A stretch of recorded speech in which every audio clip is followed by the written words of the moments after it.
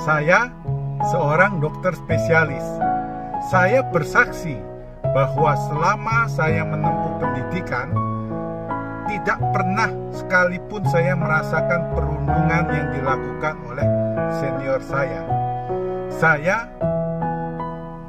melakukan pendidikan pada tahun 2011 sampai 2016. Jika saya ditanya, apakah saya mengalami stres pada saat saya melakukan atau menjalani pendidikan spesialis? Ya, betul. Pada saat menjalani spesialis, terutama di semester-semester awal, pada saat saya melakukan penyesuaian diri terhadap tugas-tugas seorang residen, itu memang saya mengalami stres.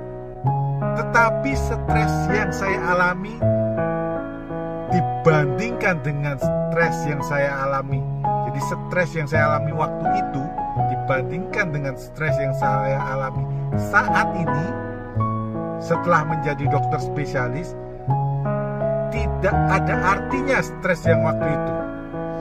Karena stres yang waktu itu terjadi karena saya sedang melakukan penyesuaian diri. Sedangkan stres yang saat ini itu terjadi karena semua hal yang saya kerjakan saat ini harus menjadi tanggung jawab pribadi saya.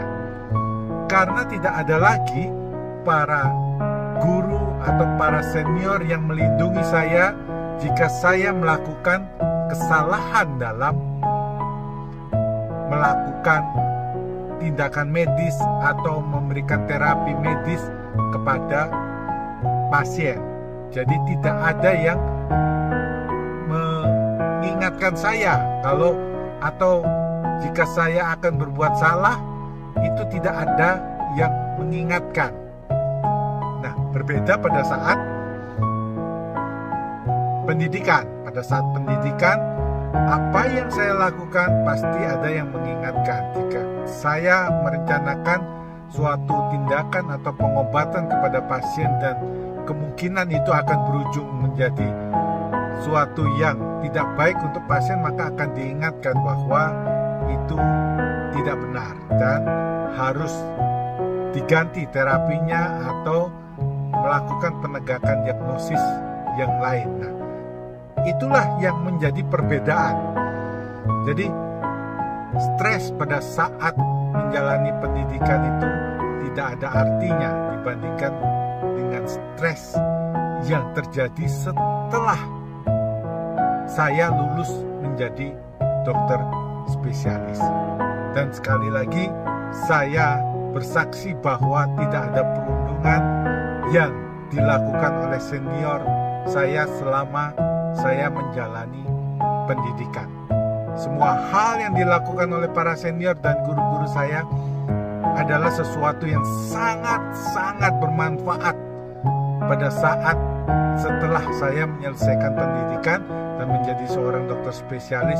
Banyak hal yang saya bisa dapatkan dari apa yang mereka ajarkan kepada saya.